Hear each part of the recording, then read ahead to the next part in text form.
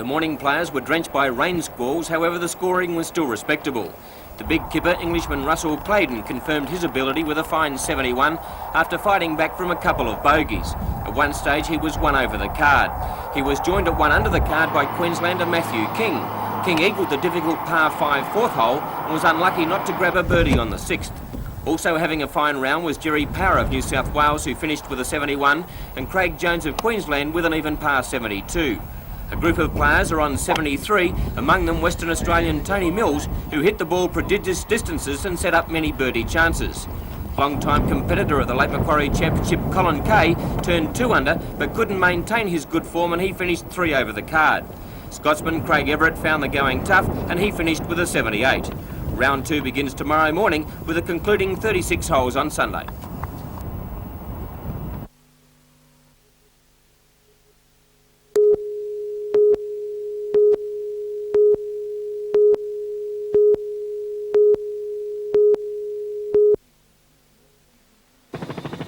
Not since intruder Michael Fagan sat on the Queen's bed and chatted to her nearly 7 years ago has palace security, or lack of it, been brought to the public's attention.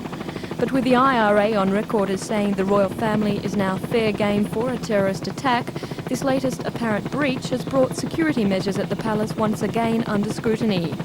According to the report, police were anxious to see if the sophisticated security arrangements could be breached. 3 detectives allegedly climbed over the wall, deliberately set off alarms and escaped without being caught. Scotland Yard has refused to comment on the alleged report, which, if true, shows that security at the palace is in shambles.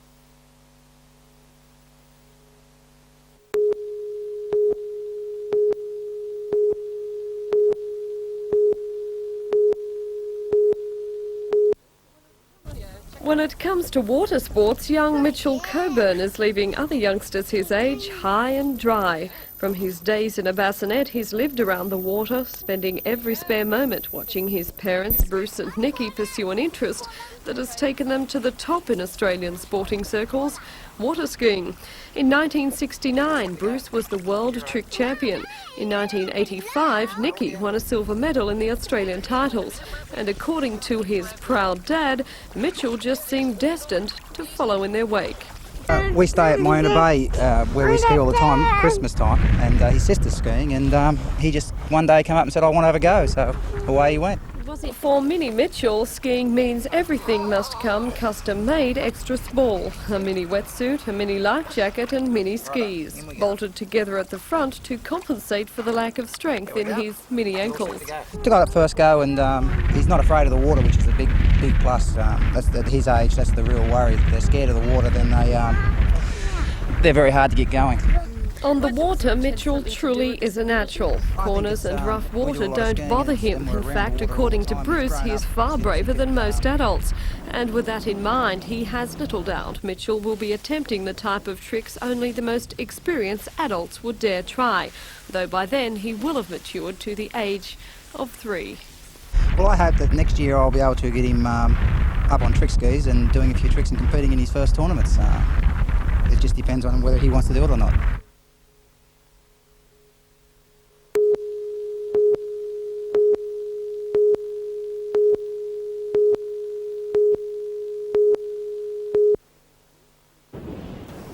Alligator weed has been declared a noxious plant in all Australian states. Believed to have come to the country in the ballast of ships, it is now found in several places on the east coast and has a virtual stranglehold on parts of the Williamtown, Fullerton Cove area. It spreads quickly and easily, choking waterways and competing with crops. Today, representatives from several local councils and Hunter parliamentarians joined a tour organised by the Coordinating Committee Against Alligator Weed for an update on the problem. they visited a CSIRO site where that organisation has been testing chemical control methods with limited success. The CSIRO program has only 18 months to go, and as yet no real solution is in sight. Although the weed has been confined to areas in the Lower Hunter, District Agronomist with the Department of Agriculture, Neil Griffiths, says unless a control is found, it is just a matter of time before it spreads further. Last year there was a small amount found at Maitland. Now if that hadn't been detected and we hadn't controlled it, it may easily have spread further, get onto the river flats up there, and it could start to become very, very costly to agricultural industries in the valley. Although this is one of the worst infested areas in the state for alligator weed, many people consider it an overrated problem, as here it affects mostly low-yield agricultural country. However, the big fear is that as long as alligator weed exists here, it could be spread to the river systems in the western part of the state, and if that happens, the consequences would be disastrous. Well, that's sort of a bit mind-boggling, the cost. If it gets into the irrigation areas, it could virtually, I guess, wipe out rice growing in the MIA. You've got all the northwest irrigation, the cotton industries, all the other irrigated grazing and cropping could all be affected. The state government is not underestimating that possibility. Under new legislation, anyone transporting hay, soil or turf from infested sites can be fined up to $1,000.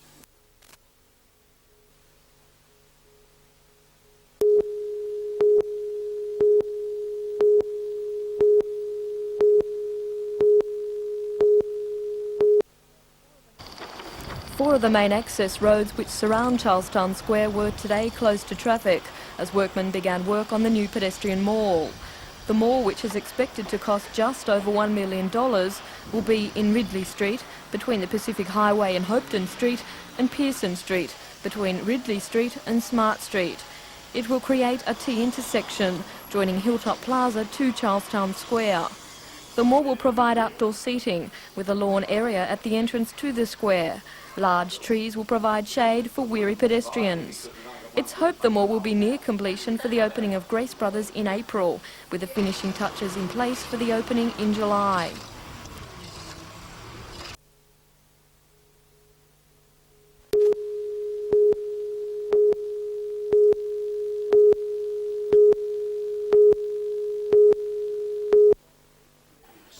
Each year, the council offers a $200 award to a university student for an essay on original local history. The 68,000-word thesis, Foundations, the Forces at Work in the Foundation of the Sisters of St Joseph's of Lochinvar, 1883 to 1913, took Sister Janice 2 years to complete. This year, she celebrates 25 years with the Sisters of St Joseph. In receiving her prize, Sister Janice said the thesis is a special work, in that so little has been written about the Hunters' pioneering women and religious history. And I owe a lot of thanks.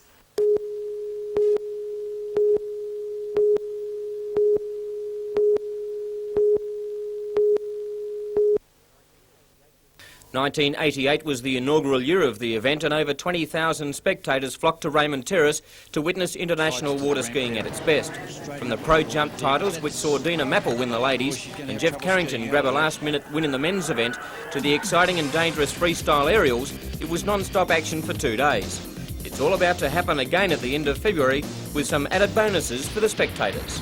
I think it'll be a lot bigger this year, Mike. We've got a lot of different things happening. We've got Formula 1 speedboats coming up. Those guys will be hitting speeds around 130 mile an hour, and I just see with putting slalom in this year as well, it's going to be a lot more attraction too. The site for Auski 89 has been altered from last year. At a media conference today, the Port Stephens Shire President explained why. By using the Hunter River for the speedboats and the Williams River for the water skis, I think we will have an even more successful weekend than we experienced last year. Of the competitors themselves, the field is shaping up as being stronger than 1988. I think the two Australians, Bruce Neville and Jeff Carrington, will fight out the jump this year. Both of them went very, very well in the US Pro Circuit last year, with Jeff running second and Bruce coming third. And with Sammy Duvall, who was the winner, not being here, Bruce and Jeff have got to be the two favourites. Some of the women And of course, not forgetting the women. Jennifer Leachman from the USA, Joy Kelly from the USA, Lisa Simino from the USA. And we have, of course, our Australian skiers, Tony Kirby, Karen Neville, Jodie Skipper, Lynn Neville. We also have Karen Borchett from Victoria as well. And certainly the tranquility of the Williams River will be broken at the end of February for Auski 89 with powerboats, ski jumping and the very exciting slalom event here at Raymond Terrace.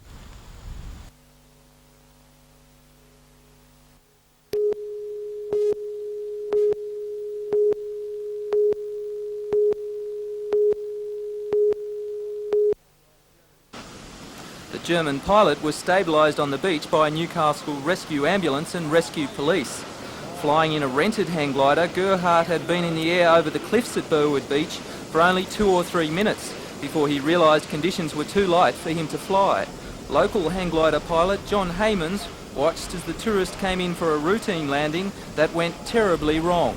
He came down to land along the beach, and as he flared the glider to land, he stalled one wing and turned it into the rock and hit his head and hurt his arm.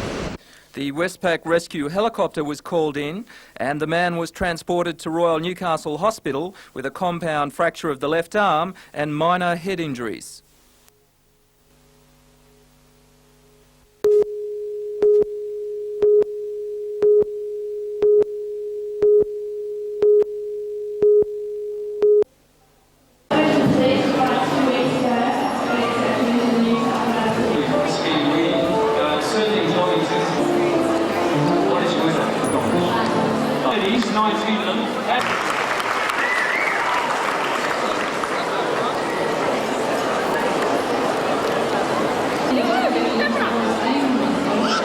This is Jane Henderson, the Miss Newcastle Showgirl 1989.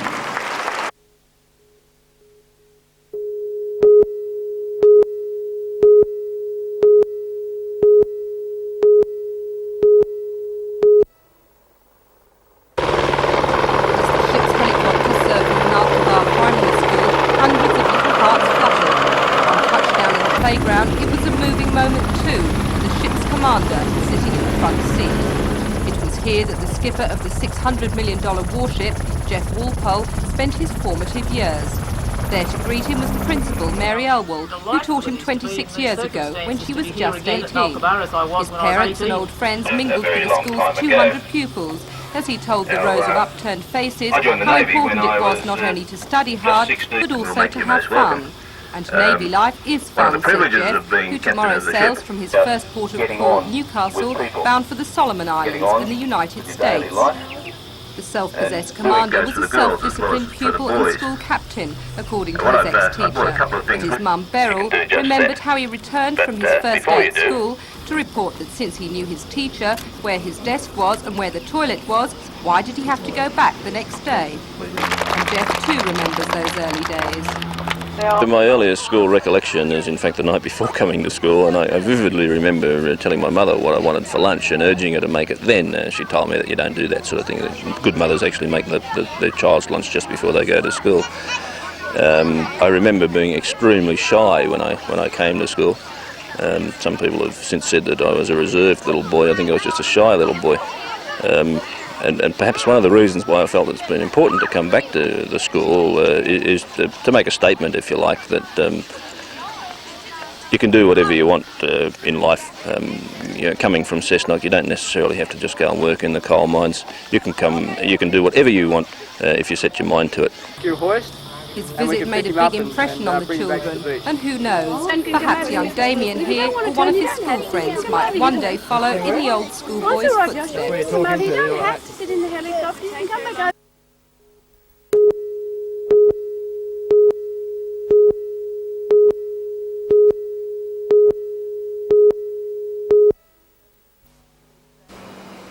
Police say in total the marijuana haul is one of the biggest ever in the Dungog district. In the first raid, more than 350 plants were seized, with almost 600 grams of dried leaf, after a search warrant was executed on a property northwest of Dungog. The total street value of that haul is estimated at $370,000.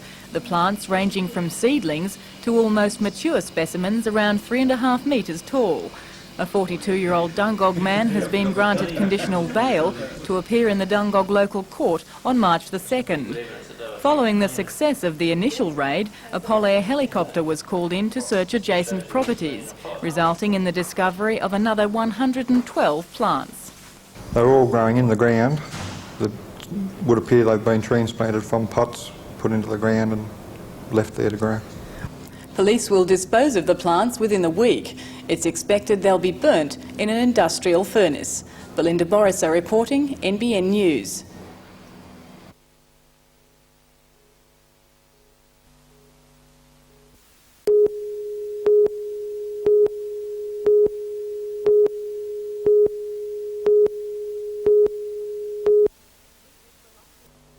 It was the largest ordination held at the Christchurch Cathedral in more than 30 years. The 9 being ordained, 6 men and 3 women have had a long and happy association with the cathedral's diocese.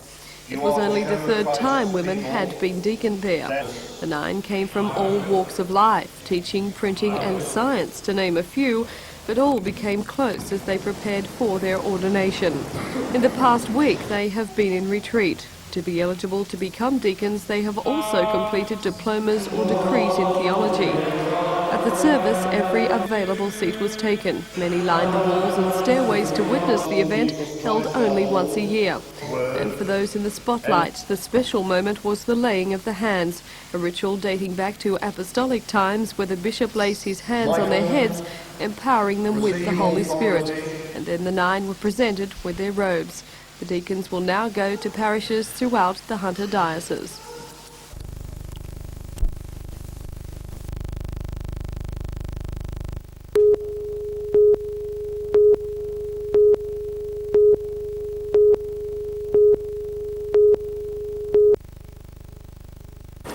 There was little left this morning of what was once the Missy Phillips dress shop in High Street. The racks of dresses amid a mass of black smouldering rubble. The walls and floors had collapsed from the intensity of the blaze. Flames and thick smoke had alerted local residents to the fire just after 10 o'clock. The fire brigade is quickly on the scene, but by that time the old fibro-lined building was well ablaze. After the fire continued to burn out of control for more than an hour, fears grew for the safety of nearby buildings, but desperate efforts on the part of the firemen and the brick structure of the surrounding businesses eased that threat. Mopping up operations on the scene continued into the early hours of this morning. A thorough check of the area revealed several faulty wires. Investigations have since determined those to be the cause of the blaze. The shop, which had been in operation for more than 60 years, was insured.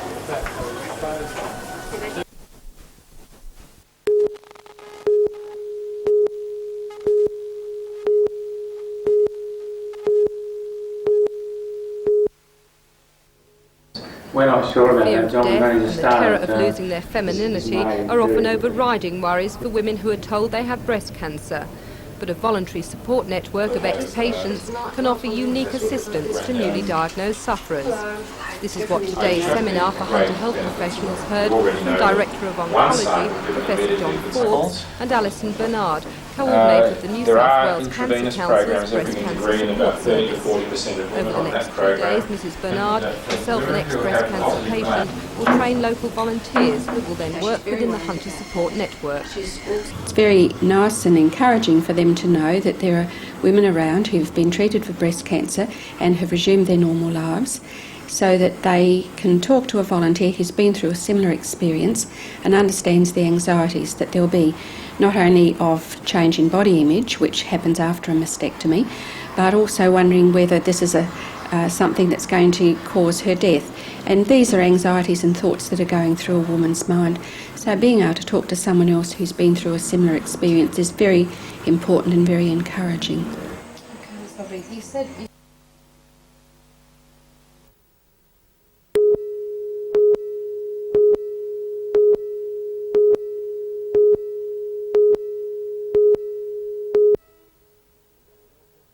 The Ken Delforce-owned 4-year-old has had 20 starts for 7 wins and 5 placings, and trainer Paul Perry has taken him along through the country and provincial tracks. If he wins tomorrow, it's open company. He's always gone along that way. Looked like being a better class stayer, and his run at Warwick Farm the other day was really good. And you know, he looks a dyed-in-the-wool stayer. He's one of them blokes races back in the field and don't pull, and looks like 2 mile would really suit him. Jockey Robert Thompson also has a high opinion of Regal Sheila. Mike, I think he's pretty good. He's very promising anyway.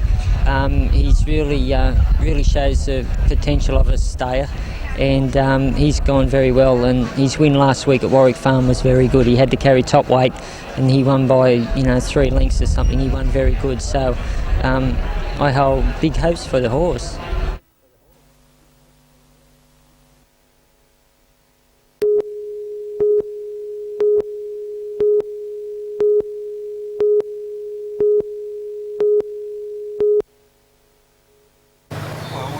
According to Knight's chairman, Max Fox, the altercation was all due to a misunderstanding on the part of Canterbury. The Knights operate under the title of the Newcastle and Coalfields District Rugby League Club. The 10 local Newcastle clubs are encompassed under the umbrella of the Newcastle Rugby League Limited. Newcastle capitalised on being one man up and took the game to the Bulldogs and trailed only 12-6 at the break. 20 minutes after half-time, Terry Lamb scored the try that gave Canterbury the breathing space they needed after a good backline movement. To 25,000. It was not the way either Bulldogs team would have liked to begin the season, scoring 4 and club tries to managers 1. hastily worked to mend relationships. The breakthrough came today. Well, we've reached total agreement with them. The Herald Challenge Cup is on and will be played at the Newcastle International Sports Centre on the 5th of March next. Fortunately, Peter Moore, the Executive Officer of Canterbury, and myself were able to talk. He told me he was under a genuine misapprehension as to who he was playing. And what about the financial side of the agreement? Well, we'd offered 20,000 and that was accepted. So we really reached a happy compromise between the original figure and their original ask, and we've split it down the middle virtually.